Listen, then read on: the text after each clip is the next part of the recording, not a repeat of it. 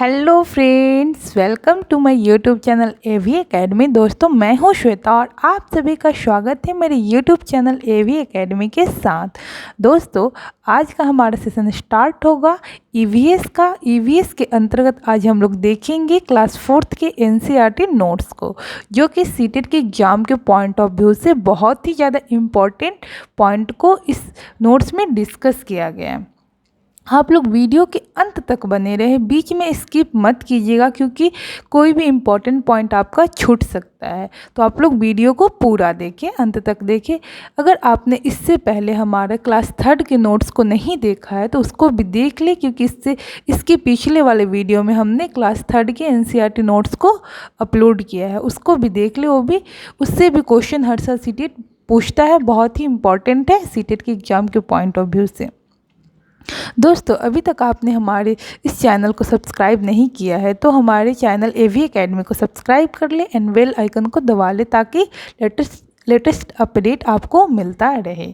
चलिए आज के क्लास को शुरू करते हैं। हम लोग क्लास 4th के नोट्स को देखेंगे। हम लोग ये नोट्स जो हमने खुद बनाया है, एक एक पॉइंट को, बुक के एक एक पॉइंट को पढ़कर फिर इस नोट्स को बनाया गया है। तो बहुत ही इम्पॉर्टेंट नोट्स है, इसको आप पढ़िए ध्यान से, आपका जो मार्क्स है अच्छा आएगा।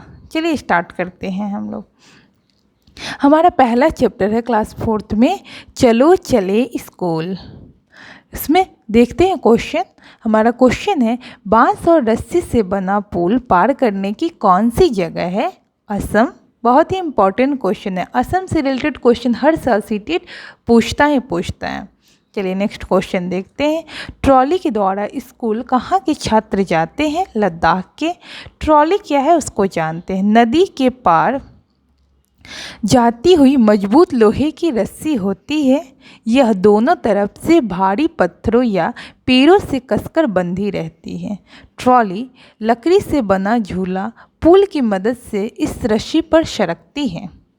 चलिए ट्रॉली को जान लें, आगे देखते पुल कैसे बनाया जाता है। ये सीमेंट, ईंटों और लोहे की सीढ़ियों से बने होते हैं। इसमें चढ़ने उतरने के लिए सीढ़ियाँ भी होती है। वल्लम का प्रयोग कहाँ किया जाता है? बहुत ही इम्पॉर्टेंट क्वेश्चन है। इस क्वेश्चन को कितनी बार पूछा जा चुका है प्रीवियस ईयर क्वेश्चन में। केरल के कुछ भागों में बच्चे पानी को पार करने के लिए वल्लम का प्रयोग करते हैं। वल्लम जो है, जो लकड़ी की एक छोटी नाव होती है, लकड़ी की बनी छोटी नाव है, में बैठकर स्कूल पहुंचते हैं बच्चे। नेक्स्ट क्वेश्चन देखते हैं हम लोग। ऊंट गाड़ी का प्रयोग किस जगह पर की जाती है? राजस्थान में। बैलगाड़ी का प्रयोग कौन से इलाके में होता है? मैदानी इलाके के एक गांव में। जुगाड़ गाड़ी कैसी होती है? यह गाड़ी फटफट करती हुई चलती है। आगे से देखो तो मोटर बाइक की तरह दिखती है, पर पीछे से लकड़ी के पट्टों से बनी होती है। जुगाड़ कैसे बनाया जाता है? जुगाड़ पुराने बचे सामान के इस्तेमाल से बनाया जाता है। बर्फ़ पर चलकर कहाँ के बच्चे स्कूल जाते हैं? तो उत्तर की पहाड़ियाँ। इम्पॉर्टेंट क्वेश्चन है। उबड़ खाबड़ पथरीले रास्ते कहाँ की है? उत्तराखंड में। ये भी इम्पॉर्टेंट क्वेश्चन है। जुगाड़ किस राज्य से संबंधित है? गुजरात से। कितने बच्चे ट्रॉली में एक साथ नदी पार करते हैं? 4 से 5 बच्चे। नेक्स्ट क्वेश्चन देखते हैं। कुएं से बाल्टी खींचना और आसान हो गया, कैसे? तो पुली और घिरनी की सहायता से। उत्तर की पहाड़ियों पर एक साथ कैसे चला जाता है? हाथ पकड़कर बर्फ पर पैर जमाते हुए ध्यान से चलते हैं, ताकि पैर धंसे या फिसले नहीं। चलिए नेक्स्ट चैप्टर को देखते हैं। चैप्टर 2, कान कान में। पक्षी किसकी मदद से सुनते हैं? पक्षियों के कान दिखते नहीं हैं, लेकिन उनके सिर के दोनों तरफ छोटे छोटे छेद होते हैं। ये पंखों से ढके रहते, इन्हीं की मदद से पक्षी सुनते हैं। ठीक है, मतलब इनका कान जो है, जो बाहर की ओर निकला हुआ नहीं रहता है, छोटे छोटे छेद के समान इनके कान होते हैं। छिपकली के भी कान छोटे छेद जैसे कान दिखाई देंगे। मगरमच्छ के भी छोटे छेद जैसे कान होते हैं, लेकिन आसानी से दिखाई नहीं देते। जानवरों के शरीर पर डिजाइन होने का कारण क्या है? जानवरों की खाल पर डिजाइन उनके शरीर पर बाल होने के कारण होता है। इम्पॉर्टेंट क्वेश्चन है, कितनी बार पूछा जा चुका है और इस बार भी पूछा जा सकता है। जानवरों के शरीर पर डिजाइन होने के क्या कारण है? तो जानवरों की खाल पर डिजाइन उनके शरीर पर बाल होने के कारण होते हैं। ठीक है, अब नेक्स्ट क्वेश्चन देखते हैं। अगर जानवरों की खाल से बाल हटा दिए जाएं तो जानवर कैसे दिखाई देंगे? ना रहेगा रंग और न ही डिजाइन। इम्पॉर्टेंट है भी। बच्चे जन्म देने वाले जानवरों की पहचान क्या है? जिन जानवरों के कान बाहर दिखाई देते हैं उनके शरीर पर बाल होते हैं और वे बच्चे जन्म देते हैं। अंडे देने वाले जानवरों की पहचान क्या है? जिन जानवरों के कान बाहर दिखाई नहीं देते और उनके शरीर पर बाल नहीं होते वे अंडे देते हैं। देखिए, दोनों क्वेश्चन में कंफ्यूज मत कीजिएगा। क्वेश्चन पूछता है, दोनों पॉइंट से भी क्वेश्चन पूछा जाता है और पूछा जा सकता है। तो बच्चे देने वाले जो जानवर है उसकी पहचान है कि कान जो है जो उस जानवर की बाहर की ओर निकला हुआ दिखाई देता है और उनके शरीर पे बाल होता है, वे बच्चे जन्म देते हैं। जैसे कि आप देख लीजिए, गाय हो गया, भैंस हो गया, इनके कान बाहर की ओर निकले हुए दिखाई देते हैं और ये इनके शरीर पे बाल भी दिखते हैं। ठीक है, नेक्स्ट है अंडे देने वाले जानवरों की पहचान। तो जिनके शरीर पे बाल नहीं होते हैं और जिनके कान बाहर की ओर दिखाई नहीं देते हैं, जैसे मगरमच्छ। ठीक है, आगे देखते हैं। नंदू हाथी। हाथी से भी हर साल क्वेश्चन पूछता है। चलिए देखते हैं। एक बड़ा हाथी एक दिन में कितने किलोग्राम से ज़्यादा पत्ती और झाड़ियाँ खा लेता है? 100 किलोग्राम। ध्यान रखिएगा इसको, 100 किलोग्राम, कहीं कहीं पे 1 क्विंटल भी दे देता है, तो यही जवाब होगा आपका सही। हाथी कितने देर तक सोता है या आराम करता है? हाथी बहुत कम आराम करता है। यह एक दिन में केवल 2 से 4 घंटे ही सोता है। 2 से 4 घंटे ही हाथी सोता है। ठीक है, हाथी किन चीज़ों से खेलना पसंद करता है? हाथी को पानी और कीचड़ से खेलना बहुत पसंद है। किन चीज़ों से खेलना पसंद करता है हाथी? तो पानी और कीचड़ से खेलना इनको बहुत ही ज़्यादा पसंद है। ठीक है, हाथी को गर्मी लगने पर अपने शरीर के किस भाग का उपयोग हवा के लिए करता है? कान भी पंख की तरह होते हैं। गर्मी लगने पर हाथी अपने कान हिलाकर हवा करता है। 3 महीने के हाथियों का वजन कितना किलोग्राम होता है? 200 किलोग्राम।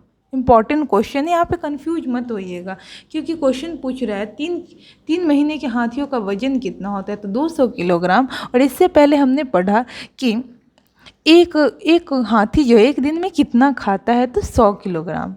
इसमें कंफ्यूज नहीं कीजिएगा, क्वेश्चन दे देगा आपका कि 3 महीने के हाथियों का वजन कितना होता है, ऑप्शन दे देगा 200 किलोग्राम, 100 किलोग्राम, 300 किलोग्राम और 400 किलोग्राम। तो वहाँ पे कंफ्यूज नहीं होना है, क्योंकि 200 किलोग्राम जो हो गया, 2 क्विंटल जो हो गया, जो 3 महीने के हाथियों का वजन होता है, और 100 किलोग्राम यानी कि 1 क्विंटल हाथी एक दिन में झाड़ियाँ या पत्ते को खाते हैं। ठीक है, हाथियों के झुंड में कौन कौन रहते हैं? हाथियों के झुंड में केवल हथिनियाँ और बच्चे ही रहते हैं। ठीक है, आगे देखते हैं। हाथियों के झुंड के नेता कौन होती है? झुंड की सबसे बुजुर्ग हथिनी ही पूरे झुंड की नेता होती है। एक झुंड में हथिनियाँ और बच्चे की संख्या क्या होती है? एक झुंड में 10 से 12 हथिनियाँ और बच्चे होते हैं।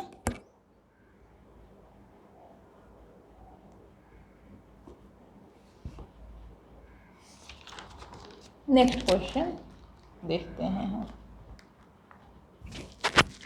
चलिए नेक्स्ट क्वेश्चन देख रहे हैं हम लोग।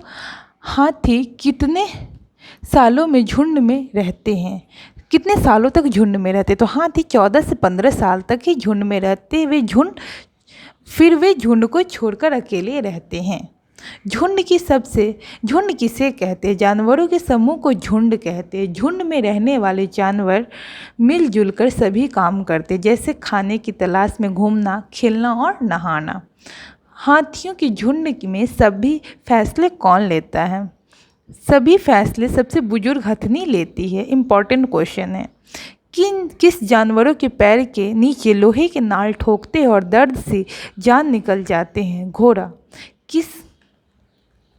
किस जानवरों के सर्कस में नाचते नाचते जान निकल जाते हैं? भालू। नाचते नाचते हमारी तो कमर ही टूट गई, मन न हो फिर भी नाचो, वह भी खाली पेट। बंदर। यह पिटारी ही अब मेरा घर बन गया है। मैं तो जंगल के जानवरों से मिलना और खुली हवा लेना मानो भूल ही गया। सांप। आगे देखते हैं हम लोग। चैप्टर 4 अमृता की कहानी। बहुत ही इम्पॉर्टेंट चैप्टर है, इससे भी क्वेश्चन हर साल रहता है। अमृता कहाँ की रहने वाली थी? अमृता राजस्थान में जोधपुर के पास खिजरली गांव की रहने वाली थी। उस गांव का नाम खिजरली क्यों पड़ा? उसके गांव में खिजरी के बहुत से पेड़ थे। बिश्नोई लोग किसकी रक्षा करते थे? पेड़ों और जानवरों की रक्षा करते थे। खिजरी वृक्ष किस इलाके में अधिक पाई जाती है? यह पेड़ रेगिस्तानी इलाके में खूब पाया जाता है। खिजरी वृक्ष की विशेषता। ये रेगिस्तानी इलाके में खूब पाया जाता है। इससे ज़्यादा पानी की ज़रूरत नहीं होती है। इस पेड़ की छाल दवा के काम आती है और इसकी लकड़ी को कीड़ा भी नहीं लगता। और है नेक्स्ट है खिजरी वृक्ष की विशेषता। देखते हैं उसको क्या कह रहा है। इस पेड़ की जो फलियां हैं, इस पेड़ की फलियों की सब्जी भी बनाई जाती है। इसकी पत्तियां वहाँ पर रहने वाले जानवर खाते हैं। इसकी छाया में बच्चे खेलते भी हैं। चैप्टर 5 अनीता की मधुमक्खियाँ। इम्पॉर्टेंट चैप्टर, इससे भी क्वेश्चन पूछता है हर साल। अनीता खुशबहा कहाँ की रहने वाली थी? मुजफ्फरपुर जिले के बीच बोचहा गांव में रहने वाली थी और वे बिहार राज्य में स्थित है। कहाँ की रहने वाली है? तो मुजफ्फरपुर जिले के बोचहा गांव, जो कि बिहार राज्य में स्थित है। मधुमक्खी पालने का काम शुरू कौन किया था? अनीता खुशवाहा। RTE अधिनियम 2009 क्या है? इम्पॉर्टेंट है। यह 6 से 14 साल के सभी बच्चों को मुफ्त एवं अनिवार्य शिक्षा का अधिकार देता है। RTE अधिनियम। किस चीज़ के फूल मधुमक्खियों को लुभाते हैं? Important question. लीची के फूल मधुमक्खियों को लुभाते, इसीलिए यहाँ लोग मधुमक्खी को पालकर शहद बनाने का काम करते हैं। क्योंकि आप लोग सभी जानते हैं कि लीची जो है, जो सबसे ज़्यादा मुजफ्फरपुर की लीची बहुत ही फेमस है, जो कि विश्व प्रसिद्ध है। चलिए आगे देखते हैं। मधुमक्खी पालने का काम मधुमक्खी पालन करने का सबसे अच्छा महीना कौन सा है? इम्पॉर्टेंट क्वेश्चन है। अक्टूबर से दिसंबर तक का समय मधुमक्खियों के अंडे देने का होता है, इसीलिए यह महीना मधुमक्खी पालन करने का अच्छा महीना माना जाता है। मलयालम में वल्लीमा किसे कहते हैं? माँ की बड़ी बहन को वल्लीमा कहते हैं। अमूमा किसे कहते हैं? तो माँ की माँ को अमूमा कहते हैं। हर छत्ते में रानी मक्खी की कितनी संख्या होती है? एक रानी मक्खी होती है। नोट, छत्ते में बहुत सारी काम करने वाली मक्खियाँ भी होती हैं। ये दिन भर काम करती हैं। शहद के लिए फूलों का रस ढूंढती है। फिर आगे देखते हैं। छत्ते में नर मक्खी भी रहते हैं। जब किसी मक्खी को रस मिल जाता है तो वह एक तरह का नाच करती है। उससे दूसरी मक्खियों को पता लग जाता है कि रस कहाँ है। छत्ता बनाने का काम भी इन्हीं का होता है और बच्चे को पालना भी। नेक्स्ट देखते हैं हम लोग। नेक्स्ट पॉइंट क्या है? नेक्स्ट पॉइंट है हमारा चींटियों के द्वारा किए गया काम। रानी चींटियाँ अंडे देती है, सिपाही चींटी बिल का ध्यान रखती है और काम करने वाली चींटियाँ भोजन ढूंढकर बिल तक लाती हैं। दीमक और तितलियाँ भी इसी तरह के समूह में रहते हैं। आपसे सीटेड क्वेश्चन पूछता है, यहाँ पे पूछेगा कि समूह में रहने वाले जीव कौन कौन से हैं? तो आपका जवाब होगा दीमक, तितलियाँ और चींटी, ये सब ना समूह में रहते हैं। तो यहाँ पे आप लोग गलत नहीं कीजिएगा, दीमक, तेतैया और चींटियों को ध्यान में रखिएगा, ठीक है। क्वेश्चन पूछता है, कितनी बार पूछ चुका है, समूह में रहने वाले जीव के बारे में, जीव के नाम बताइए। दोस्तों तो हम अपना क्लास को यहीं पे समाप्त करते हैं, क्योंकि ये आपका वीडियो जो है जो बहुत ज़्यादा लंबा हो जाएगा, इसीलिए हम क्लास को समाप्त कर रहे हैं। उम्मीद करती हूँ कि हमारा ये वीडियो आपको बहुत ही ज़्यादा हेल्प करेगा। अगर आपको हमारा ये वीडियो पसंद आया होगा तो इस वीडियो को लाइक करें, शेयर करें एंड सब्सक्राइब करें हमारे यूट्यूब चैनल AV एकेडमी को। Thanks for watching my video.